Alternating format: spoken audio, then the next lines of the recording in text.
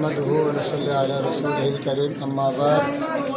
প্রিয় দেশবাসী, আপনাদেরকে সহিত জানাচ্ছি যে আগামী মহান 12 রজব 13 জানুয়ারি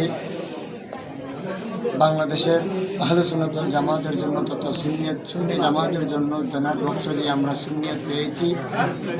হুজুর ইমাম আহলে সুন্নাত মুজাদ্দিদ দ্বীন ও মিল্লাত আওলাদে রসুল আশিকে রসুল সানিয়া ওয়াইসুল করনি খাজায়ে বাঙ্গাল হজরতুল হাজ আল্লামা শাহ সুফি আজিজুল হক ইমাম শেরে বাংলা রহমতুল্লাহ আলাইহের ৫৭তম বার্ষিক গুরুজ শরীফ হাটহাজারী দরবার শরীফে মহাসমারোহে অনুষ্ঠিত হবে।